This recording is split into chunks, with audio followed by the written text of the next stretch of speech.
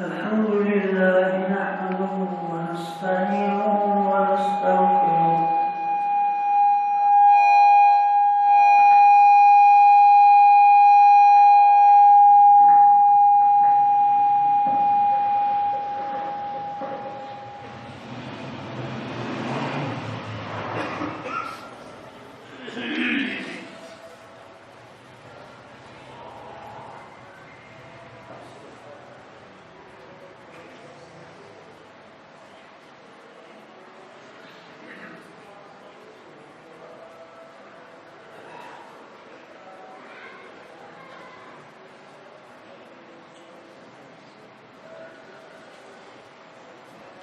الحمد لله نحمده ونستغفره ونعوذ بالله من شرور أنفسنا وسيئات أعمالنا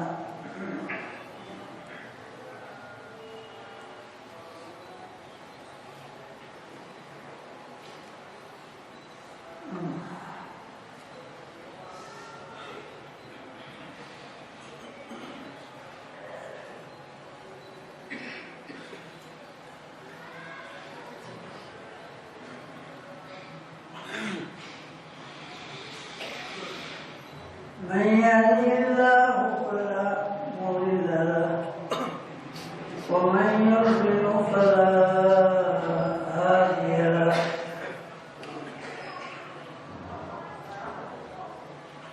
وأشهد أن لا إله إلا الله وحده لا شريك له وأشهد أن محمدا عبده ورسوله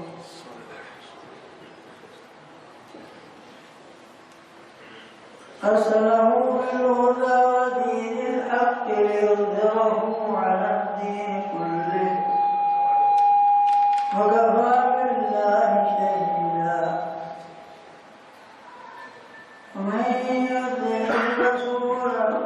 ومن يطع الله والرسول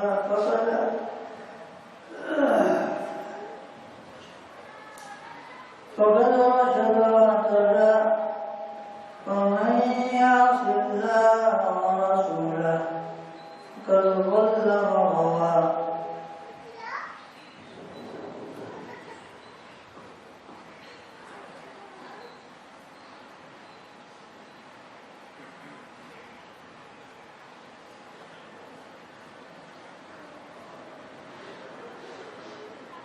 ولا يضر إلا نفسه ولن يضر الله شيئا أما بعد فإن خير الكلام كلام الله وخير الهدي هدي محمد صلى الله عليه وسلم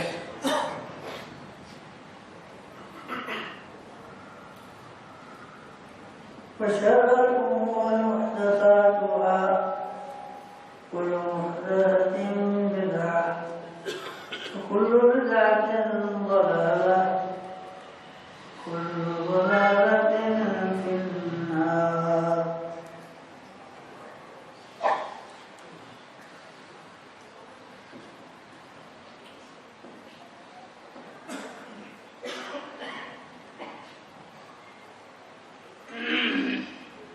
أما بعد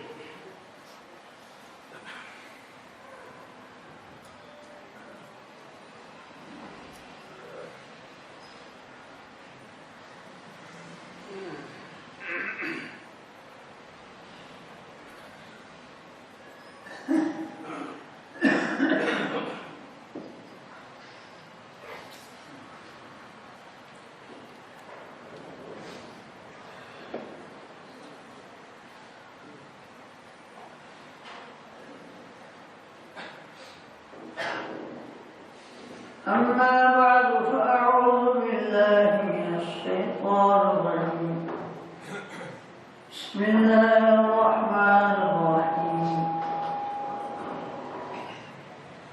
تنزيل الكتاب من الله العزيز الحكيم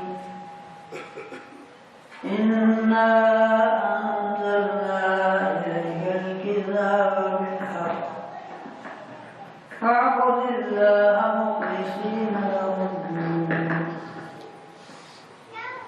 ألا لله الدين الخالص والذين اتخذوا من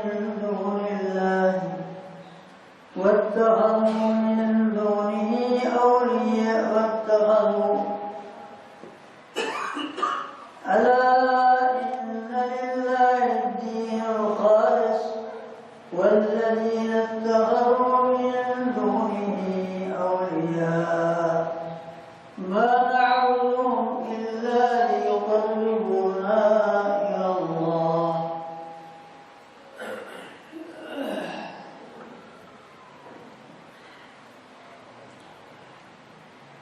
زلفى إن الله يحكم بينهم فيما هم فيه يختلفون إن الله لا يهدي من هو كاذب كفار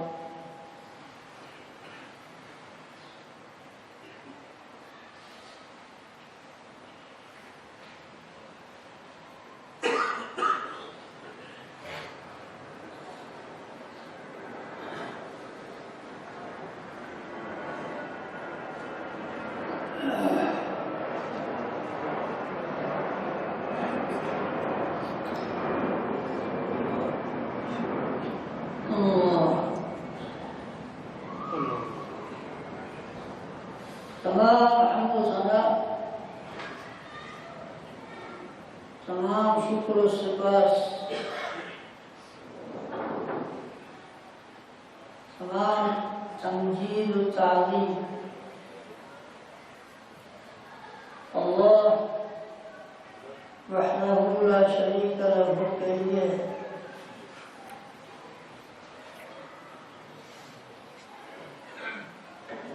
جو اول ہے جو آخر ہے جو ظاہر ہے جو باطن ہے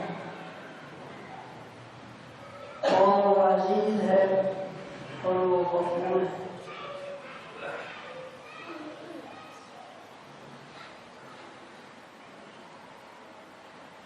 اسی نے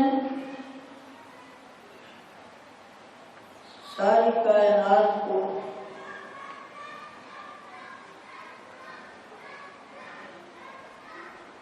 آغاز بخشا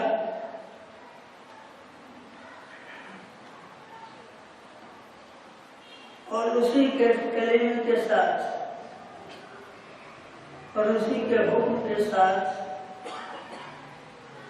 یہ کائنات اختتام پر پہنچے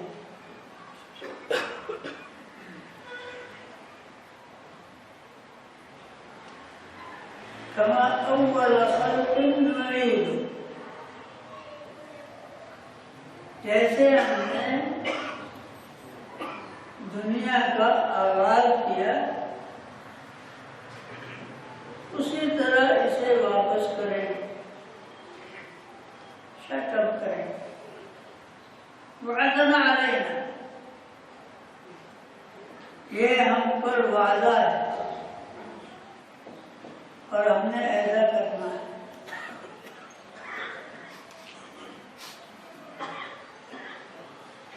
ہر چیز کا اول ہے اور آخر ہے اور مطلق الاول المطلق اللہ تعالیٰ ہر شے کا آخر ہے اور ہر شے کا مطلق آخر یا الآخر المطلق اللہ تعالیٰ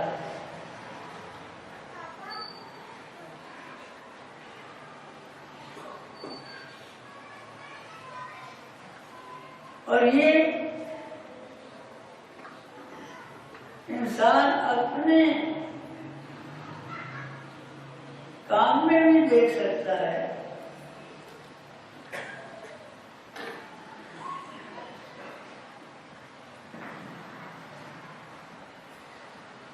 جب کوئی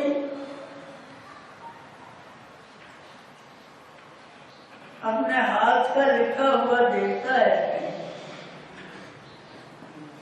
تو پہچان جاتا ہے کہ یہ میرا لکھا. مستری جان جاتا ہے کہ یہ اینٹیں میرے ہاتھ کی لگی ہوئی.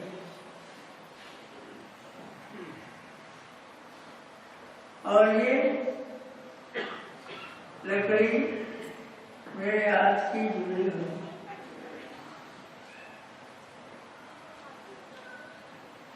یہ اللہ تعالیٰ نے ایک استمرار رکھا ہے.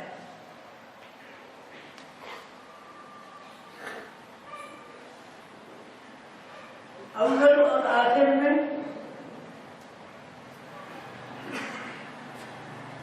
ایک ضبط رکھا ہے اور اس میں انسان اگر ہوشیار رہے تو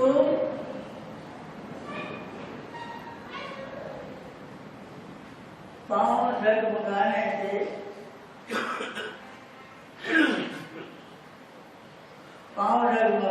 سے محفوظ رہتا ہے. وہ دیکھ سکتا ہے پاؤں میں لغزش آتے ہی کہ یہ ہمارا راستہ تو نہیں.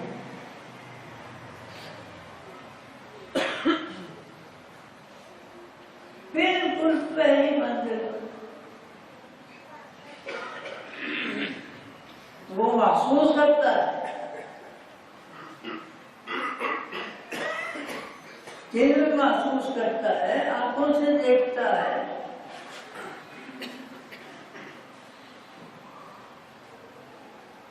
اور اس کے احساسات کے تار بجنے لگتے ہیں کہ یہ جو فضا ہے جو ہمیں نظر آ رہی ہے آگے, یہ تو ہماری نہیں ہے, ہم اس کے نہیں ہیں, یہ ہمارا کام نہیں ہے, یہ ہماری فضا نہیں ہے, یہ ہمارا ملک نہیں ہے, یہ ہمارے لوگ نہیں ہیں, یہ ہمارا ماحول نہیں ہے.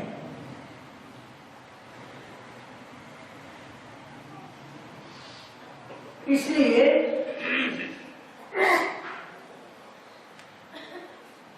انسان کو ہر لمحہ محتاط, باخبر اور متحیر رہنا چاہیے.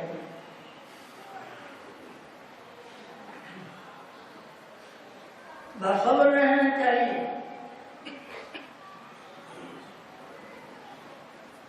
جیسا انسان کا آغاز ہوگا ویسے ہی اس کا اختتام ہوگا.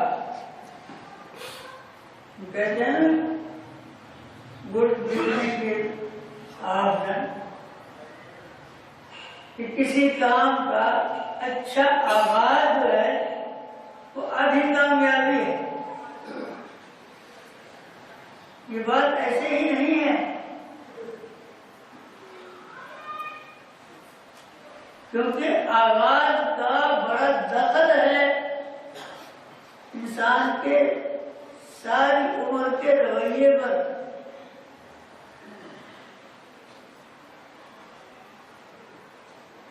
ایسے ہی نہیں کہا یہود سے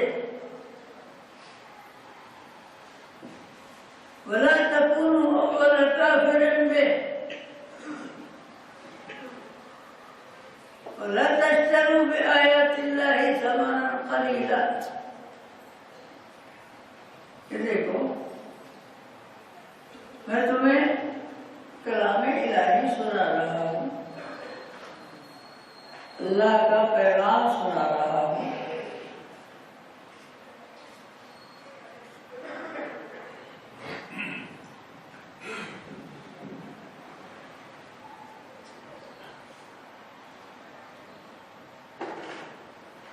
اور تمہیں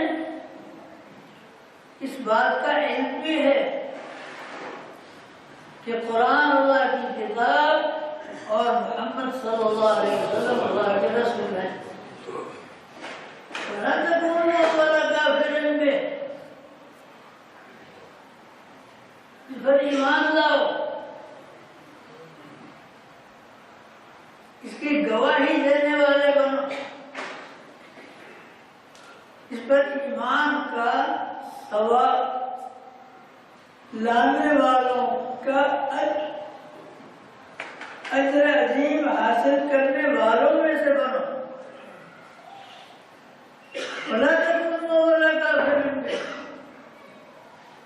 وَلَا تَشْتَرُوا بِآيَاتِ اللَّهِ ثَمَنًا قَلِيلًا، کہ دنیا کا تھوڑا سا سامان اس کے بدلے میں خرید کر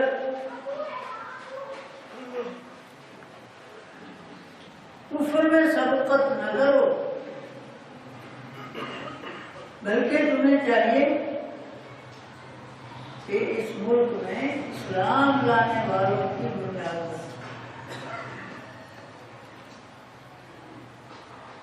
لیکن یہود نے، نصارہ نے یہ پسند کیا کہ وہ کفر کی بنیاد بنے۔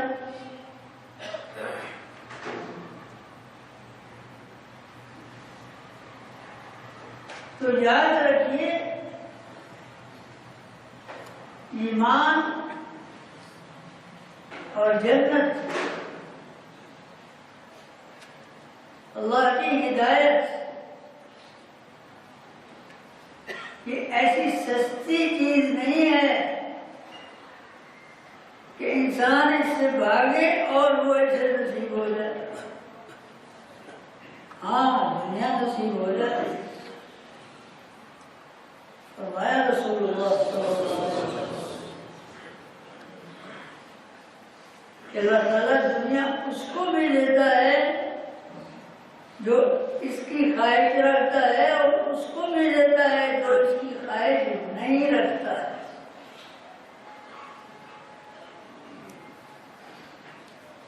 بلکہ یہ جملہ تو آپ کو یاد ہو گیا ہوگا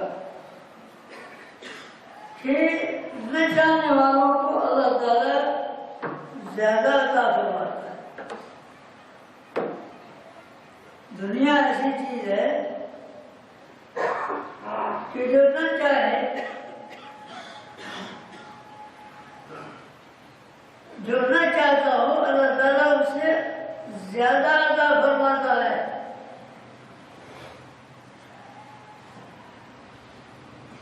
چاہنے والے کی نسبت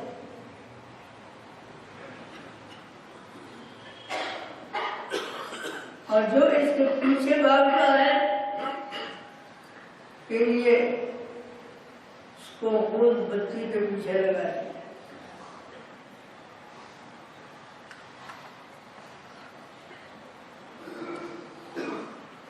تو دنیا ایسی ہے کہ اللہ تعالیٰ اسے چاہنے والے کو بھی اور نہ چاہنے والے کو بھی عطا کر دیتا ہے، لیکن دین اللہ تعالیٰ نہ چاہنے والے کو نہیں دیتا، اس کے لیے طلب کرنا پڑتا ہے، اس کے لیے ابو ہریرہ بننا پڑتا ہے، اس کے لیے ابو ہریرہ بننا پڑتا ہے، اس کے لیے ابو ذر غفاری بننا پڑتا ہے، اس کے لیے سلمان فارسی بننا پڑتا ہے، اس کے لیے عبداللہ بن مبارک بننا پڑتا ہے، اس کے لیے احمد بن حنبل بننا پڑتا ہے،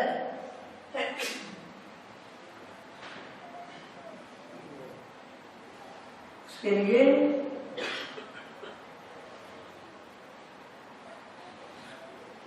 احمد اکبر کے ایک شاگرد ہیں، بابا تنویر نام ہے،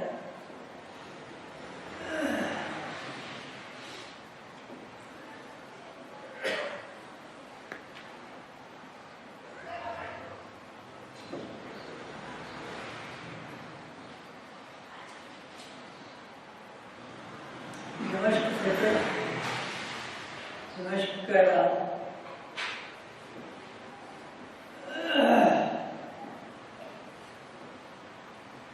شمال مغرب جسے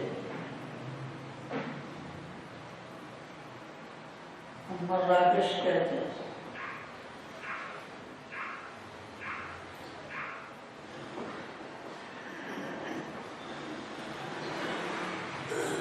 اس کی مسند حدیث کی سب سے بڑی کتاب سمجھی جاتی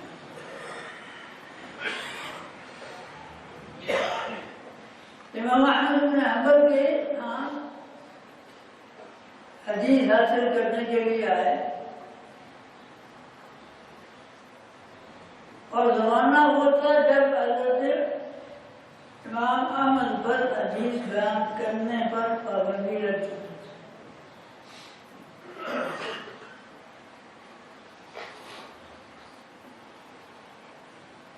ان سے ذرا امام احمد بھی پریشان ہو کہ اتنی دور سے آیا ہے، سمندر پار اس زمانے میں اس سے آگے نکال ہے،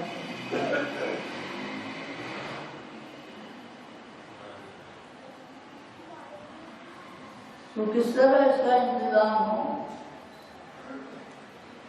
تو حکومت کی پابندی سخت ہے۔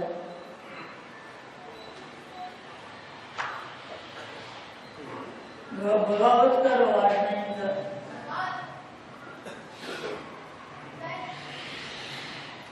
لوگوں میں انتشار پسندی اور بغاوت اور حکومت کے خلاف اٹھ کھڑے ہونا اس کا رواج نہیں تھا۔ وہ لوگ ہم سے دین میں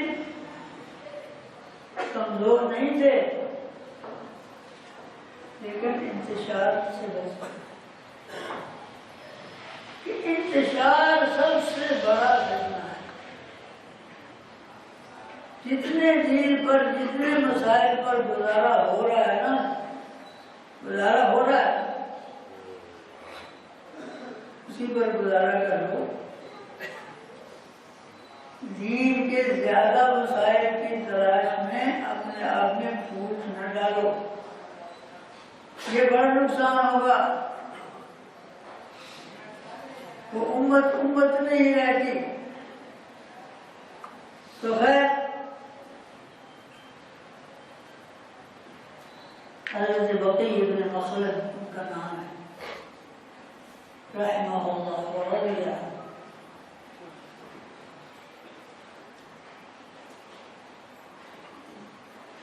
امام احمد نے کہا کہ ایک راستہ نکالا استاد اور شاگرد نے مل کر کہ تم صبح بکاریوں کا بھیس بدل کر میرے دروازے پر آؤ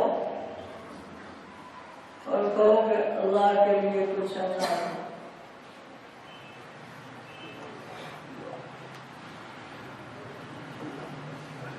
امام احمد ایک حدیث اسے سنا دیتے اور وہ خیرات لے کر چلتے۔ اس سے بڑی خیرات کیا ہے؟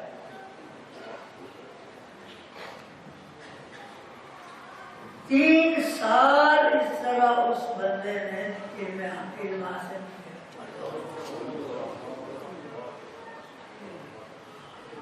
3 سال اس طرح علم حاصل کیا اور 3 سال کے بعد وہ بیمار پڑ گیا۔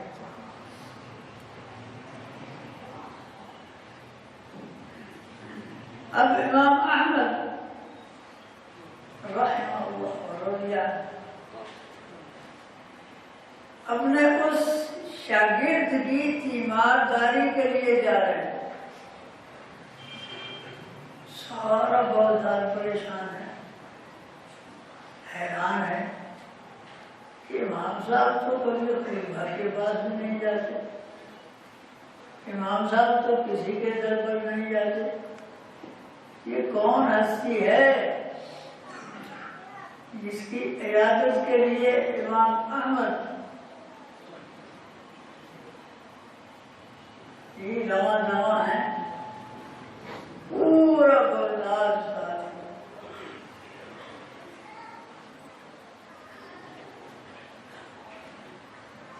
اب وہ بغداد والوں کا رویہ تو کسی کو پتہ ہی نہیں تھا کہ یہاں کوئی گدا بھی رہتا ہے، کوئی مانگنے والا بھی رہتا ہے، مجھے پتہ ہی نہیں تھا، پھر پتہ چلا کہ یہاں کوئی گدا بھی رہتا ہے،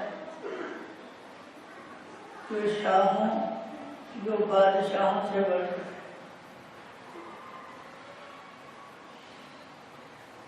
تو خیر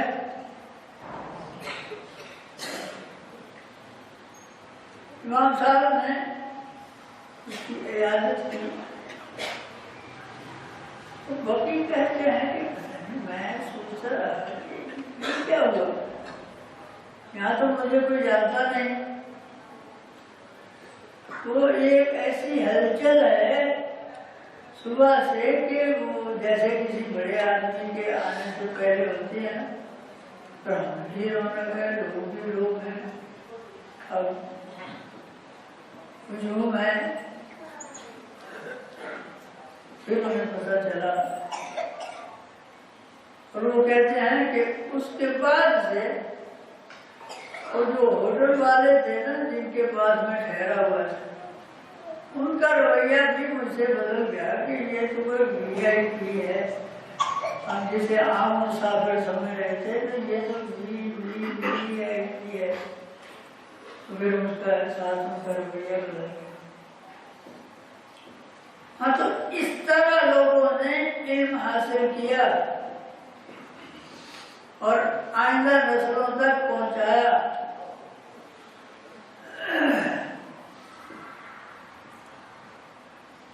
ہاں تو جب ہم ایک عمل کرتے ہیں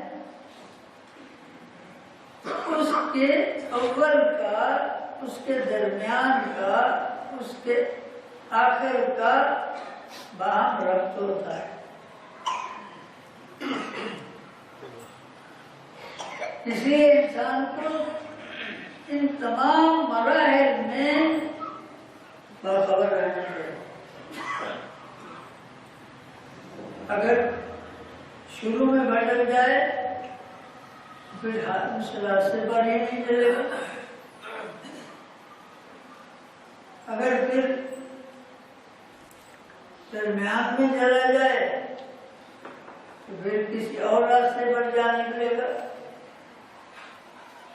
تو اللہ تعالیٰ الاول ہے، الآخر ہے، الظاہر ہے، الباطن ہے۔ تو انسان کو یہ چاہیے کہ فرمانا کما بدأنا أول خلق نعيده وعدنا علينا إنا كنا فاعلين۔ آغاز بھی کسی چیز کا اختتام کا پتہ چلتا ہے، اور اسی طرح اختتام بھی کسی چیز کا خیر اور شر ہونے کا نشان ہوتا ہے تو ہے رسول اللہ صلی اللہ علیہ وسلم انما الاعمال بالخواتیم، اعمال کا اعتبار خاتمے سے ہے. اس لیے سلف مانگا کرتے تھے حسن الخاتمہ. اللہم اجعل خیر اعمالنا خواتمہ. اللہ ہمارا بہترین عمل آخری. اللہم اجعل خیر اعمالنا خواتمہ. اللہ ہمارا آخری عمل آخری ہو. اللہ ہمارا بہترین دن ہو جس طرح ہم تیری خدمت میں حاضر ہونے والے. تو سال کا آغاز ہے. اسے یعنی بدعات و خرافات کی نظر کرنے کی بجائے دعا کرنی چاہیے، اللہ تعالیٰ سے مانگنا چاہیے کہ ہم اس سال کا آغاز بھی اچھے طریقے سے کریں اور اس سال کا انجام بھی اچھے طریقے سے کریں. یہ آغاز اور انجام یہ دونوں ایک دوسرے سے ملے ہوئے ہوتے ہیں اور ایک دوسرے کی علامت ہوتے ہیں اور بشارت ہوتے ہیں. تو ہمیں اللہ تعالیٰ بہترین آغاز کی توفیق دے. جہاں تک ہمارے سال کا آغاز ہے محرم الحرام کا، نبی اکرم صلی اللہ علیہ وسلم نے ہمیں ایسے ہی نہیں چھوڑا بلکہ خود بتا دیا ہے. یہ سال کا آغاز ہوتا ہے تو محرم یہ حرمت والا مہینہ ہے. حرمت والے مہینے سب کے سب یہ یعنی ان کا ایک احترام ہے. جس طرح حرم کا احترام ہوتا ہے، جس طرح حرم کا احترام ہوتا ہے اسی طرح ان مہینوں کا احترام ہوتا ہے. اور پھر خاص طور پر جو پہلا مہینہ ہے محرم الحرام، اس میں جو 10 تاریخ ہے عاشورہ، ہمارے رسول اللہ صلی اللہ علیہ وسلم اس دن کا روزہ اس سارے سال کے گناہوں کا کفارہ. تو اگر انسان اس کا اہتمام کرے اور جانے کے لیے کس قدر محرم دن ہے، البتہ یہ نہیں سمجھنا چاہیے کہ اس حرمت کا کوئی تعلق حضرت علی، ان کے خاندان، حضرت حسین، ان کی شہادت یا اس کے ساتھ ہے. یہ اسے بہت پہلے سے لوگوں میں مقدس رہا. اسی دن اولا سے کعبہ تعمیر ہوتا ہے. زمانہ جاہلیت میں اسی روز یعنی 10 محرم کو اولا کعبہ تبدیل ہوتا تھا. اس لیے اس کا تعلق کوئی ان واقعات کے سے نہیں جو بہت بعد میں ہوگا. ایک دن ہے جس کی تعلیم یعنی ملت ابراہیم میں رہی اسی طرح اس کی تعلیم کرتے رہیں گے تو اللہ تعالیٰ کو توفیق ہو اس دن کا روزہ رکھیں، اللہ تعالیٰ روزہ رکھنے کی توفیق دے اور اسے ایک سال کے گناہوں کا کفارہ بنائے۔ سبحان ربی